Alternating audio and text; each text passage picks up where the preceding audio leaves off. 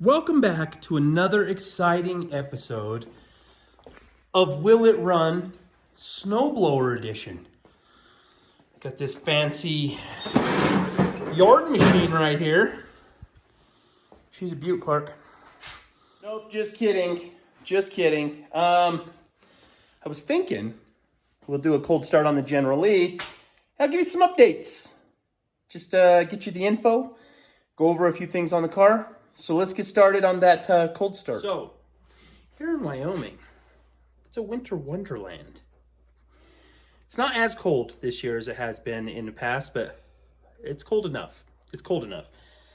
Let's wind up the old General Lee and see what it'll do in this cold. You can see the exhaust poking out right there, kinda. And we'll see what this old 440 wants to do in this cold. I did finally get timed. I found out I had two bad spark plug wires. They were not, and so when I first started, it was only running like 6 cylinders. But let's try this out. Let's see what we got here. You can't see me. I'm here though. Anyway, the thing about it is with the cars in the garage, in a garage setting, undo your batteries. It's a good rule of thumb. So you gotta do the battery up.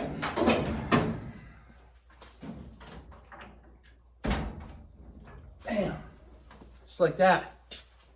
You almost would think I know what I was doing. You know what I'm saying? Let's get to doing this. Hasn't been started for a few days. It's cold outside. Let's just feed her the onions and see what happens.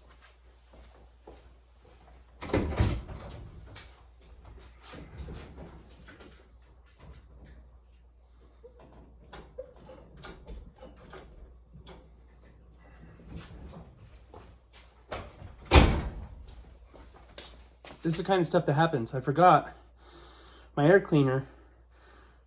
Well, it binds up a little bit on the throttle because it's all different. Give me a second here.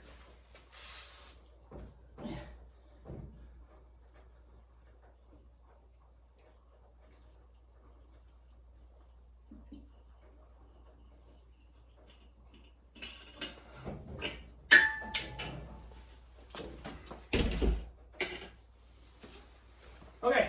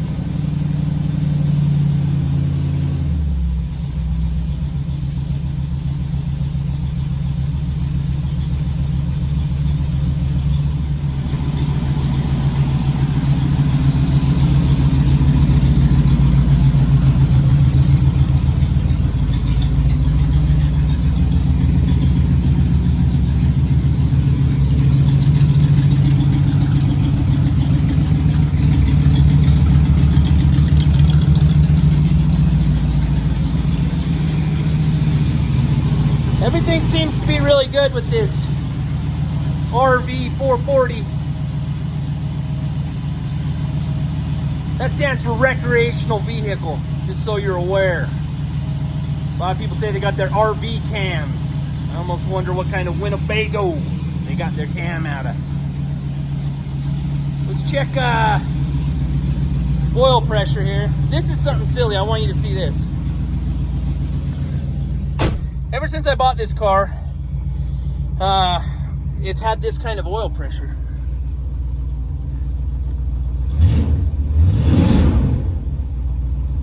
Yeah, I don't know. I'm happy that it has that because, I mean, it's better than the 0 the other one had. Oh, and then I got the horn hooked up. If you want to hear that, check this out. Here, I'll roll the window down so you can hear. And it's right on the horn here.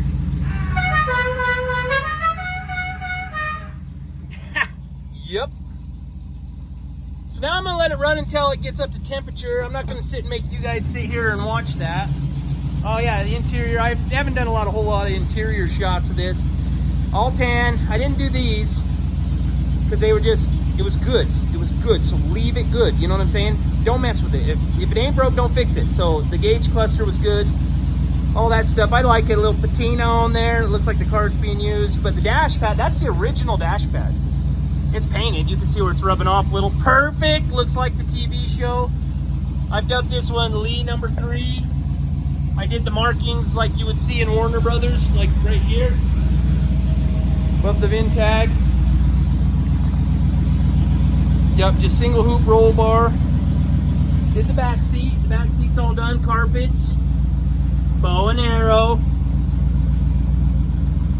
Anyway, headliner's all done. I still got to tighten it down here in the back corners. Just pull it down tight. But for the most part, me and my wife did this. Pretty happy with it. And the dome light, no, I don't touch it. Don't touch the roll bar. You can see it's got clearance. Black visors. I know. Console's cracked. Pretty common. Got the seat belts in finally. Oh, and I did this too. Like I said, I've tried to pay attention to those Warner Brothers details. Yeah, good. It's good. I got to get that air cleaner situation figured out though, because it binds up my throttle because of how goofy my kickdown is. But I have to fix that kickdown. Kind of works how it is, but not optimal, guys. It's not optimal. I lowered the back end too. I dropped him, got the 2-inch lowering guys on there. Look at that. Yeah, I had to drop him down. There was 3 inches of clearance between the wheel and, or the top of the tire and the wheel well. But the thing about it is now it still has a little bit of clearance, but 3 inches. So my friends ended up meeting John Schneider in North Dakota and got some things signed for me. I have a few things I was going to show you guys, but some pretty cool stuff here. One of the things was this license plate that he signed. I didn't get to meet him. I've talked to him on the internet a few times. Super swell guy. My friend said he was absolutely nice. He was fully willing to listen and talk about things. He was really cool, but check these out. I'm going to put the camera around here and I'll show you. He actually signed these for us, and this was the before and after of my Charger. And then he did this one for us. That's when we got the car. And then he did this one when we still had it going. What's cool about this picture is you can see here on the back how tall the back was. And I feel like the back was up so high, it was pushing the front and causing all kinds of issues, but I've dropped that back down. But yeah, John signed those for us too, which usually, basically, these live in the General Lee for like when we do car shows and things. I don't have a big agenda in this video. I just want to show you a cold start of the General Lee here in the cold country. It's starting to mellow out now. It's starting to warm up. Got to do that sometimes. I do it with the snow blowers too, okay? I just got a new one and replaced the old guy. And I tried to sell the old guy. And there was, it's springtime. We don't need a snowblower. So I got 2 snowblowers now. But it's not springtime. In Wyoming, it's like Alaska. Okay? It's we just had a big snowstorm, got like 6 inches or more of snow. Pretty crazy, but let's check the temperature on this. It's finally starting to warm up. There's some good condensation on the ground. That's not oil. That's oil. Old stuff I haven't cleaned up yet. But little condensation, that's good this time of year. Climb back in here. Okay, let's see. Oh, temp's coming up good. Oh yeah. And then the oil pressure's still wicked good. Watch.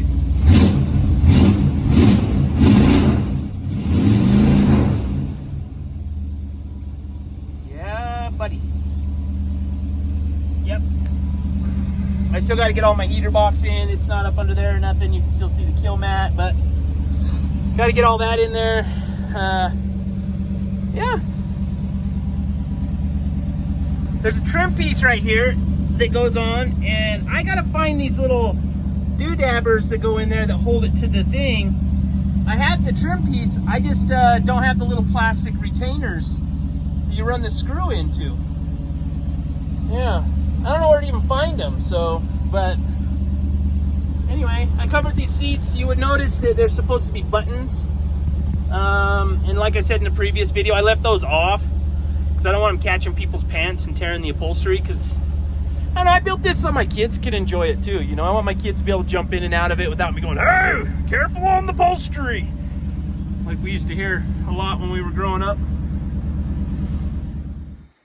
Yeah, I don't have any like electric fuel pumps or any of that kind of stuff on here. It's all old school mechanical everything. I still, as a good rule of thumb, leave my battery undone in the garage. You know, it kind of saves on them a bit. You know, and the batteries, they're not cheap. But yeah, just sitting there. My extension cords are a mess. My garage is a mess in general. Wintertime, I mean, you just try to get all your good stuff in. Was thinking on doing one of the original style electronic ignitions on it, with the distributor and everything. I got all the goods here, the wiring. This all came off the motorhome that the 440 came out of. Anyway, I bought one of the ready-to-run distributors from 440 Source, and that's what's in it now.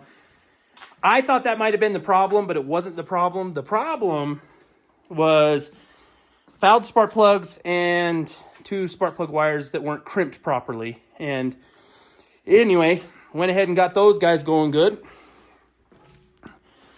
Got shocked viciously, which is good. It's good for the ticker. You know what I'm saying? You got to have it good for the old ticker. And so you get shocked every now and again. Is not a big deal. Yeah, there was my cold start with the General Lee. And yeah, anyway, I'm going to go in and let's talk about something else. I'm going to sit here and have my cup of coffee. Talk to you guys about a situation that has come up. It's on General Lee number 1. Lee 1, if you will.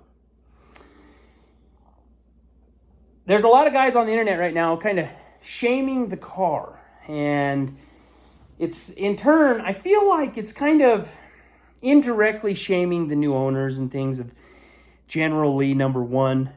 General Lee number 1 had extensive, let's just say it been rebodied. There's not much of the original car left. I mean, maybe some firewall components, engine, transmission, things like that. Maybe the floorboard, the firewall, etc. All right. I understand what people are saying about the car being a rebody, and I understand what the talking points are. Let's not shame the guy who has the car. I'm glad he has it, and that the flag, when Bubba had it, was covered. But from my understanding at this point, the flag was covered with a piece of vinyl that was easily taken off. The car is in good hands. It seems like the new owner loves and enjoys the Dukes of Hazzard. It's in good hands. It wasn't, though, in good hands prior. Now, I made another video about the paint work of the General Lee. And the thing about that was it's orange. The car's orange. John Schneider explained this. He was on the dang show. He would know. And he's an enthusiast. You know, he likes the car. But there's certain individuals out there, and I'll just say it like this, that are opportunists. They will attach to something maybe that they loved at first, and then once they start getting into it, they start acquiring things, they start doing things because they become so big in the industry. They learn things, they learn about vehicles that were in the shows, they learn about that kind of stuff, and they go get it, and then they capitalize on it. The Lee 1 was sold multiples of times. All of the original body panels that were on that car were cut off and sold, and if you actually look at the posts that are on Facebook or anywhere else for that matter, people are posting in the comments and they own basically the whole car. There's people who have the quarter panels, there's people who have the doors, there's people who have the roof, people who have the trunk lid and all that kind of stuff. And it's unfortunate because had it been my car or anyone who's a true Dukes enthusiast, I would have at least left the roof. And I would have probably at least tried to preserve, because they stripped the green paint away. They stripped the 71, I think is what number was on there, away. And to reveal the beautiful roof that had the flag, the General Lee's, all that kind of stuff, it was still there. I mean, the car at best, if I was to have restored it, would have been a patina car. So I would have done things like the framework. I probably would have put 2 new rear frame rails on it. I would have tried to straighten the floor the best as possible. I mean, there was going to be some new sheet metal. Most of our cars are a rebody. Mine is basically a rebody. Very few things in that car are original. But there are some that it is, like the rear floor pans, the rear frame rails, front frame rails, the passenger side fender, the roof, the hood, one of the doors, the trunk lid, I believe, is original to the car. The taillight panel is original, but the rest of it's all new. It's all new sheet metal. Most Chargers are that way because they rot out in the same sort of ways. So had I gotten Lee 1, I would have at least tried to preserve the roof the best as possible. I would have put it on a jig. I probably would have done the rear frame rails on it new. I wouldn't have destroyed another Charger to make that one work. But back then, you have to remember, you kind of had to. The parts were not very super good quality, but at the same time, I would have tried to have preserved as much of the car as possible, including doing just the tedious dent pole work, frame jig type stuff, to try to save as much as possible, if not just doing quarter skins, because you would have to. I mean, a lot of guys say, leave it as the race car, leave it as it was. Well, that's not sustainable. The car wouldn't have stayed. It would have eventually rotted away. It was in the process of slowly dying. The trunk was filled with cement and things like that. You would have had to replace some stuff. But the person who ended up with the car, I believe, saw an opportunity to sell that car multiples of times, including the shady business of the trunk from H&H Body Shop. It sounds like he acquired the one of the original trunk lids that had the original paint and all the original colors. He made a duplicate, gave back the duplicate, kept the original, and the original was eventually sold. When he got the paint colors, the paint color he claims that he now holds the holy grail to, which it's bogus. It's not. That's not reality. It's not based in reality. But as far as Lee 1 goes, it's in the eyes of whomever is going to do it. Now, if you're going to make a restored car, they would have had to have done it the way they did it. The guy who owns it, he loves it, he cherishes it, it's in good hands. It's not somebody who's going to destroy the car by removing the flag because of a bunch of people crying about it. I'm happy for him. And I don't want to take away his happiness by saying, it's not real, it's a rebody. Well, most of our cars are rebodies. I mean, let's just get that out of the way. Lee 1 didn't have to be that. That was a rush job. That was an opportunity job. That was, how much money can I squeeze from this orange? How much money can I get from it? And it sounds like the car was sold multiple times and all the goodies were stripped away from it.